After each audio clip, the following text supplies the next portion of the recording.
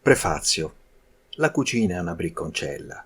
Spesso e volentieri fa disperare, ma dà anche piacere per quelle volte che riuscite o che avete superata una difficoltà. Provate un compiacimento e cantate vittoria. Diffidate dei libri che trattano di quest'arte. Sono la maggior parte fallaci o incomprensibili, specialmente quelli italiani. Meno peggio i francesi. Al più, tanto dagli uni che dagli altri, potrete attingere qualche nozione utile quando l'arte la conoscete. Se non si ha la pretesa di diventare un cuoco di baldacchino, non credo sia necessario per riuscire di nascere con una cazzaruola in capo, basta la passione, molta attenzione e l'avvezzarsi precisi. Poi scegliete sempre per materia prima roba della più fine, che questa vi farà figurare. Il miglior maestro è la pratica sotto un esercente capace, ma anche senza di esso, con una scorta simile a questa, mettendovi con molto impegno al lavoro, potrete, io spero, annaspar qualche cosa. Vinto dalle insistenze di molti miei conoscenti e di signore, che mi onorano della loro amicizia, mi decisi finalmente di pubblicare il presente volume, la cui materia, già preparata da lungo tempo, serviva per solo mio uso e consumo. Ve l'offro dunque da semplice dilettante qual sono, sicuro di non ingannarvi, avendo provati e riprovati più volte questi piatti da me medesimo. Se poi voi non riuscite alla prima, non vi sgomentate. Buona volontà ed insistenza vuol essere e vi garantisco che giungerete a farli bene e potrete anche migliorarli, perché io non presumo di aver toccato l'apice della perfezione, ma vedendo che si è giunti con questa alla 35esima edizione e la tiratura di 283.000 esemplari, mi giova credere che nella generalità a queste mie pietanze venga fatto buon viso e che pochi, per mia fortuna, mi abbiano mandato finora in quel paese per l'imbarazzo di stomaco o per altri fenomeni che la decenza mi vieta di nominare. Non vorrei però che per essermi occupato di culinaria mi gabellaste per un ghiottone o per un gran pappatore. Protesto, semmai, contro questa taccia poco onorevole, perché non sono né l'una né l'altra cosa. Amo il bello e il buono ovunque si trovino e mi ripugna di veder straziata, come suol dirsi, la grazia di Dio. Amen. L'autore a chi legge.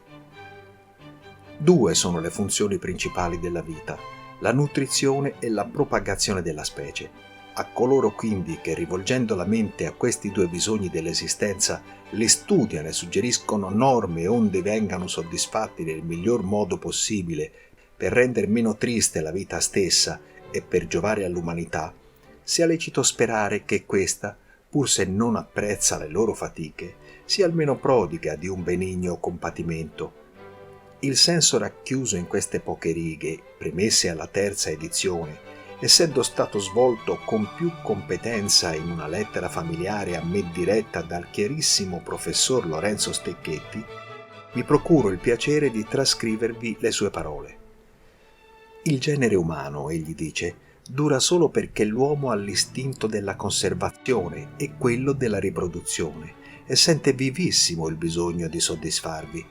Alla soddisfazione di un bisogno va sempre unito un piacere e il piacere della conservazione si ha nel senso del gusto e quello della riproduzione nel senso del tatto. Se l'uomo non appetisse il cibo o non provasse stimoli sessuali, il genere umano finirebbe subito. Il gusto e il tatto sono quindi i sensi più necessari, anzi indispensabili alla vita dell'individuo e della specie. Gli altri aiutano soltanto e si può vivere ciechi e sordi, ma non senza l'attività funzionale degli organi del gusto.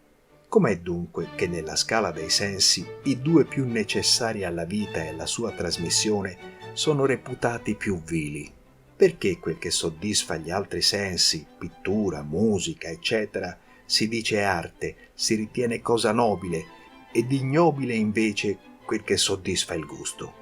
Perché chi gode vedendo un bel quadro, sentendo una bella sinfonia, è reputato superiore a chi gode mangiando un'eccellente vivanda? Ci sono dunque tali ineguaglianze anche tra i sensi, che chi lavora ha una camicia e chi non lavora ne ha due? deve essere quel tirannico regno che il cervello esercita ora su tutti gli organi del corpo. Al tempo di Menenio Agrippa dominava lo stomaco. Ora non serve nemmeno più, o almeno serve male. Tra questi eccessivi lavoratori di cervello ce n'è uno che digerisca bene? Tutto è nervi, nevrosi, nevrastenia, e la statura, la circonferenza toracica, la forza di resistenza e di riproduzione calano ogni giorno in questa razza di saggi e di artisti pieni di ingegno e di rachitide, di delicatezze e di glandule, che non si nutre ma si eccita e si regge a forza di caffè, di alcol e di morfina. Perciò i sensi che si dirigono alla celebrazione sono stimati più nobili di quelli che presiedono alla conservazione, e sarebbe ora di cassare questa ingiusta sentenza. O santa bicicletta che ci fa provare la gioia di un robusto appetito a dispetto dei decadenti e dei decaduti, sognanti la clorosi, la tave e i gavoccioli dell'arte ideale.